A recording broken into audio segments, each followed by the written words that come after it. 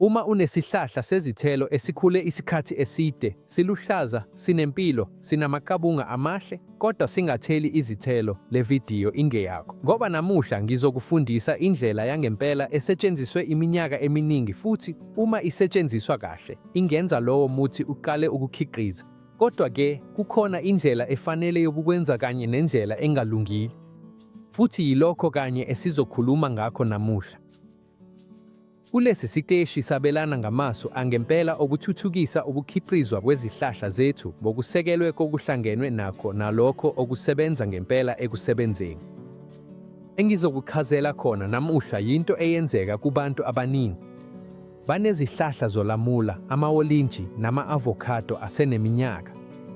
Isihlahla siyakhula sibe namakabunga amahle kodwa asitheli. Into yokuqala oyicabangayo ukuthi mhlawumbe kunesidingo sikamanyolo, amanzi noma kukhona inkinga ethile. Kodwa ngokuvamile akukhona lokho. Izikhathi eziningi umuthi ukhululeka kakhulu, futhi uma umuthi ukhululeka kakhulu, uyakhula kodwa awukhiqizi.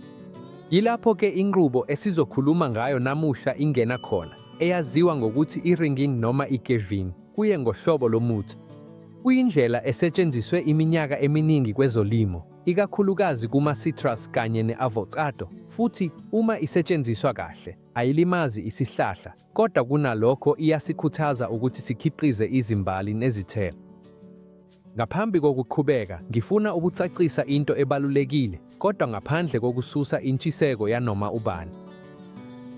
Le ndlela inikeza imiphumela engcono uma isetshenziswa ezihlahleni esezakhiwe kakade, izihlahla esezinesakhiwo futhi okufanele zikhiqize ngokweminyaka nangobukhulu bazo. Ezihlahleni ezincane kakhulu, umuthi usagxile ebukhuleni, ekwakheni amagatsha nezimpande. Kodwa uma isihlahla sesivele sikhulile futhi singakhiqizi, yilapho le ndlela yenza khona umehluko ngempela. Manje sizochaza kahle ukuthi ukukhala noma ukushaya buquketheni. Ezihlahleni ze-citrus ezifana nelamula noma i-orange, kuhlanganisa ukwenza ukusika okuyisiyingi okuhle kakhulu emagxolweni egatsha. Akuyona into ejulile, akukhona ukusika igatsha, kumane nje ukususa igxolo. Kufana kakhulu nokusika okwenziwe lapho senza ungqimba lomoya. Futhi akulona iphutha, ngoba isimiso sifana ngamashi. Manje ngifuna ukuthi unake kakhulu okulandelayo, ngoba leli elinye lamaphuzu abaluleke kakhulu kuvidiyo futhi lapho abantu benza khona amaphutha amaningi. Le ndlela ayenziwa kuwo wonke amagatsha esihlahla futhi ayenziwa ngamehlo, yenziwa ngokulingana. Umthetho ojwayelekile ulula, okungenani, usebenza cishe kumaphesenti angama-50 amagatsha esihlahla, hhayi wonke. Ngizokunikeza izibonelo ezicacile ukuze kungabikho ukudideka. Uma umuthi wakho unamagatsha 4 ayinhloko, into efanele ukuyenza ukukwenza emagatsheni amabili. Uma inamagatsha ayisithupha, ukwenza ngama-3. Uma inamagatsha ayishumi, ukwenza ngama-5. Esimweni sami, isibonelo, lesi sihlahla sikalamula sinamagatsha ayishumi-5. Bokulandela lo mthetho, ngaleso sikhathi kwakufanelekile ukusebenzisa le ndlela emagatsheni angaba yi7 kuphela, hhayi kuwo wonke. Njengoba ubona manje, imiphumela icacile. Amalamula amakhulu, akheke kahle, anomusa kakhulu futhi asebhodweni, okwenza kube mnandi nakakhulu. Kulokhu, akusadingeki ukuqhubeka nokusebenzisa le ndlela ngoba umuthi usuvele uphendulile. Ukubopha kwenziwa ngaleso sikhathi, umuthi wasabela kahle futhi manje ukhiqiza ngokwemvelo.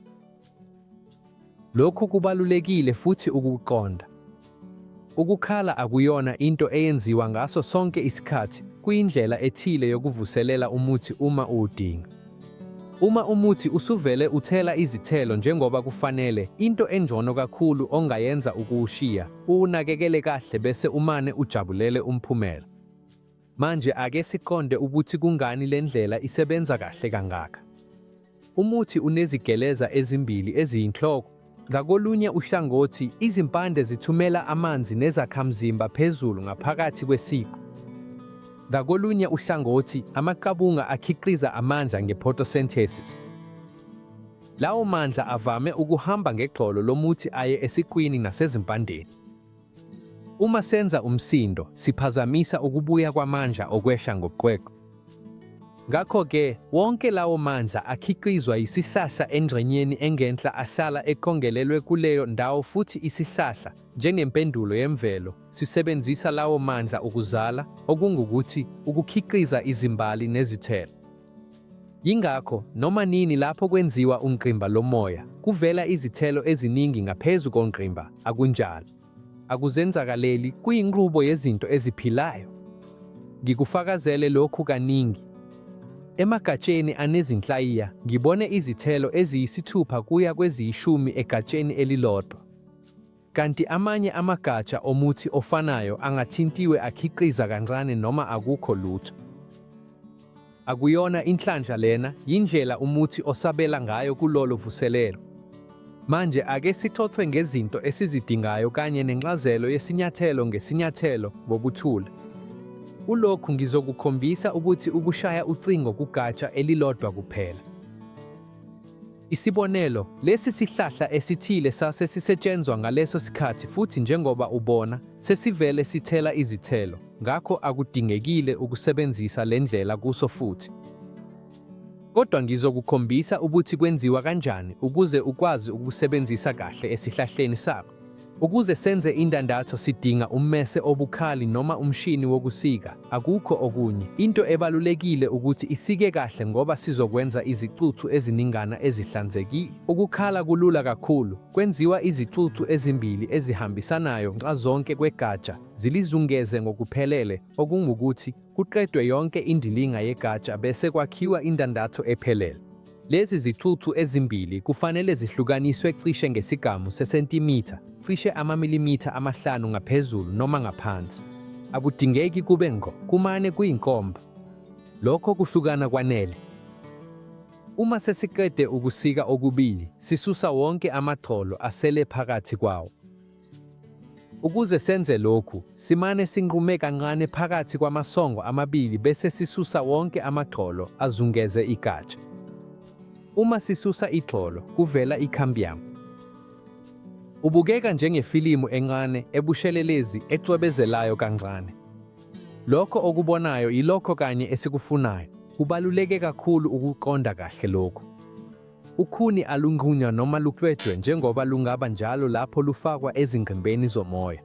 Kulokhu, asiyisusi ikhambiyama, asiyijulile, cha. Asilimazi ingaphakathi legatsha, sisusa ixolo kuphela, akukho okunye. Uma ukukhala kwenziwe kahle, ixolo liphuma kalula bese ingxenye yangaphakathi ebushelelezi ivele. Yileyo ndlela esazi ngayo ukuthi ukukhala kwenziwa kahle. Uma sesiyilungisile indandatho futhi sasusa ixolo ukuze sigweme ukutheleleka okungenzeka ngefungus noma ukubonakala kwefungus kulelo nxeba, singasebenzisa impuphu encane yesinamoni uma sinayo. Futhi uma singenayo isinamoni, kulungile impela. Singafaka ne-aloe vera esiza ekuthambiseni isilonda futhi sikhuthaze ukwakheka kwe-callus ephulukisayo. Ngemva kwalokho, akukho okunye okufanele kwenziwe. Akuboshiwe, akumboziwe ngalutho nhlobo.